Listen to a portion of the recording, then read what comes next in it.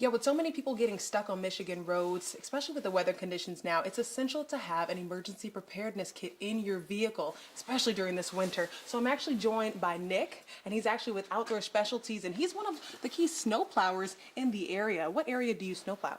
The east side, here on this side of Lansing here, over by your studio on Saginaw, East Lansing, Hazlet area. And you actually, you were telling me earlier during the break about some emergency preparedness things that people should definitely have Right. if, in fact, they're having to be plowed out. So why don't you talk to me about them? I know we have kitty litter here, and I mean, what is this for? Kitty litter or any kind of rock salt is really good. If you get stuck, you can shovel out your tires a little bit, throw this under your tires for traction because you're not going to go anywhere sitting on ice, so that helps out a lot. And another thing, I mean, I thought you should wear this in general, but if in fact you're not.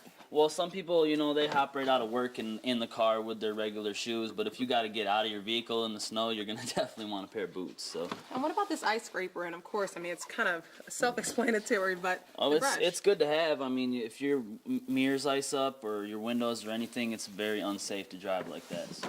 And this thing is just full of things. Of course, this map is obviously essential because Michigan has so many different roads. You just never know where you'll find yourself. You never know if you got to tell somebody where you're at, That helps a lot. Flashlight, of course, in the dark if your battery dies. Blanket. I mean, we all know how cold it is right now. Definitely. So great idea to have that. And you were telling me that right now you're plowing through so many neighborhoods and you wouldn't think that you have to be in this far away place in Michigan. You could be really in your backyard and get stuck somewhere and no one could find you. No one knows where you are. I mean, even though you shovel out your driveway, when you pull out of that driveway, you got some places got 3 feet of drifted snow, and your car's too low to the ground to make it through that. So people are getting stuck all over the place. And of course, you know what? One thing that we hear on scanners all the time is that, hey, a car pulled over and all of a sudden they've been hit. I mean, the car was just simply sitting there. So why is this something that's definitely key? Well, in the dark, I mean, we can't see you on the side of the road when it's snowing heavy, when the wind's blowing. So this reflective vest is really safe, along with this flare here.